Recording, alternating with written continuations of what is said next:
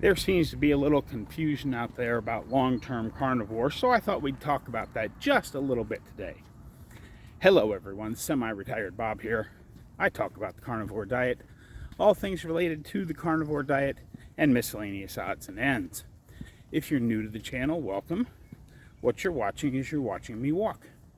I know that doesn't seem super exciting, but if you consider 3 years ago I couldn't do this, it gets a bit more interesting. Back then, I couldn't even hardly stand up for more than a couple minutes without severe pain. Now I'm out here walking every day. If you're returning to the channel, welcome back. It means a lot to me that you spend just a few moments of your day with me. I would like to ask everyone to help me out just a little bit. Go ahead and hit that thumbs up. Drop down in the comments and say hi, Bob. And if you haven't subscribed yet, please consider subscribing. All these things are absolutely free and help me get the word out that it's never too late to change your life. I'm 62 years old and I'm doing things I couldn't do when I was 40, like out here walking every day. It's a beautiful day in Omaha, Nebraska. It is steaming up out here a little bit. It's about 85 degrees and it's supposed to get up to about 90 today. So we'll see what happens. I'm going to pick up the pace. I haven't been up this hill in quite some time because a few of the neighbors were working on projects and the sidewalk was all blocked off with equipment and dirt piles and gravel piles and all that kind of stuff. So I'm happy to get out here and do a nice walk around the block. Pick up the pace a little more. Just remember, when you're adding new exercises, whether it be walking a little faster or trying to do some sprinting or just walking, whatever that exercise is, add it in slowly so you don't hurt yourself. Because pushing to get better is definitely worthwhile and you'll see benefits in the long run. But if you hurt yourself and end up being down for several weeks because of that injury, you won't have gained anything. So as you add things, please be careful.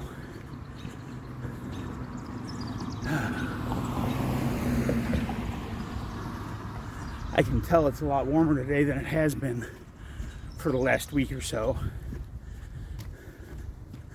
I don't know if it's the heat outside or me pushing up this hill, but I am starting to sweat a little bit already, which is a good thing.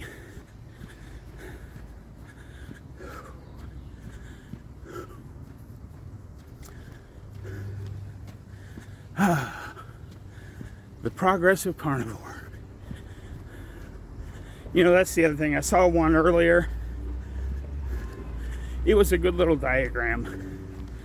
It was a picture of a skinny person to a very obese person, and then a picture from a very obese person to a skinny person. And the top one said it took you 20 to 30 years to go from skinny to very obese. I just passed the top of the hill and turned the corner there. Don't expect it to only take 30 days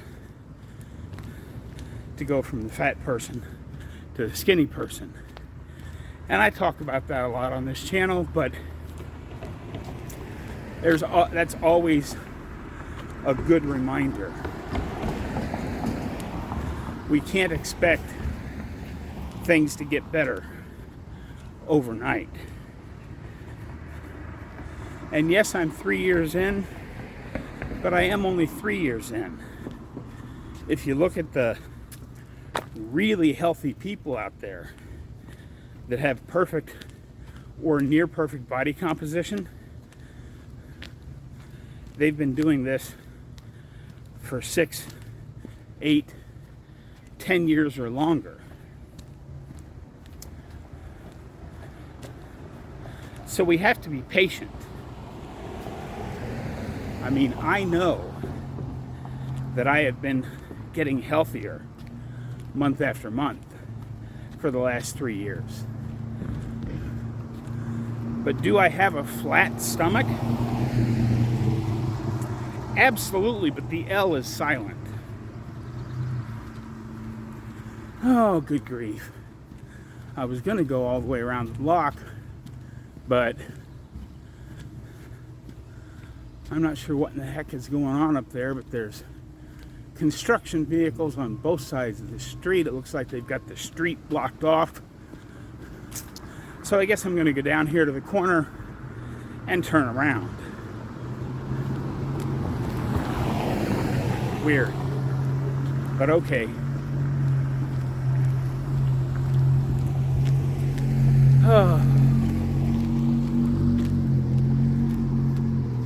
I guess construction season has begun in Omaha, Nebraska.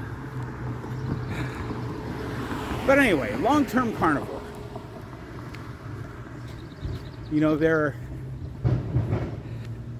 Back when I first started my channel about 3 years ago, there was a young lady, and I got a lot of questions about her offerings in the YouTube space because she had gone off the rails. And then about a year and a half ago, there was a bright young man with lots of promise, and he went off the rails.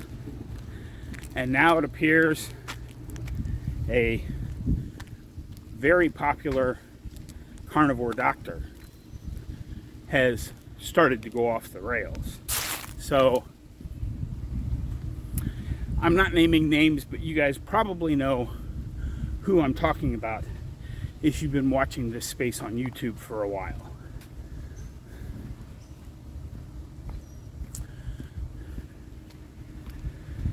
Just like, we talk about a lot, people are like, oh gosh, you're not going to get nearly enough vitamin C on a carnivore diet. Well, there is a little bit of vitamin C in meat.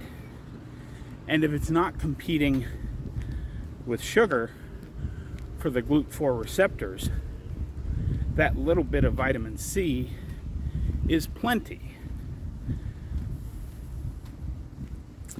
Do we need insulin? Absolutely. Insulin is one of the most important hormones in our body. It activates a lot of things. People think of insulin as the fat storage, fat burning, or fat oxidation hormone. But it does so many more things. If you want to know what all it does, go watch one of the science-y doctors, because they explain it far better than I could. But just like with the vitamin C, when we are on a carnivore diet, we do need our body to have an insulin response. Just like Professor K teaches, why he says 1 meal a day is ideal. Eating that big bolus of food will make the magic happen. Or if you just can't eat enough in one meal and you need a second one, make sure one of those 2 meals is much bigger so that you get that insulin response. But just like with vitamin C, when we're on a carnivore diet, insulin doesn't have to spend very much time getting glucose into the cells that require it, because gluconeogenesis makes just the right amount of sugar that we need from non-carbohydrate precursors.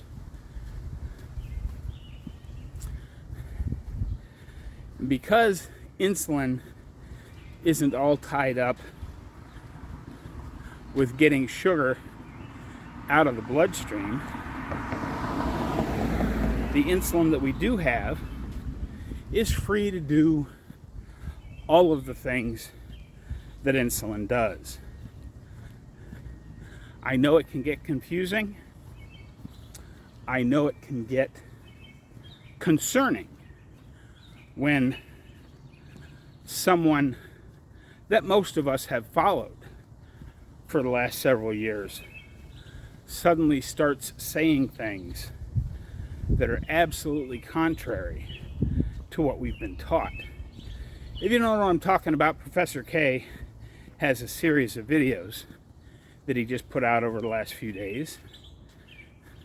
I suggest you go watch them. And my final word on is long-term carnivore possible is always pointing at Rick, Charger Mopar down in Miami.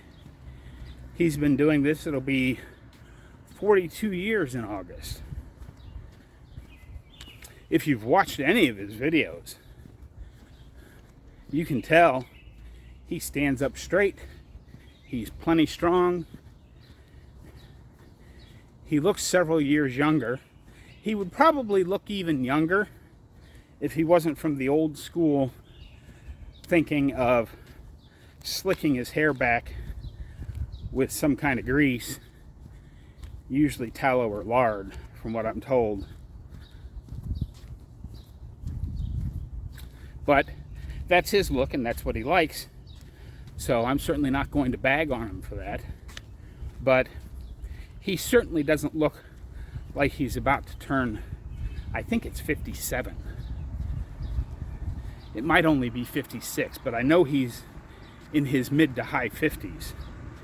And even with his retro Happy Days look,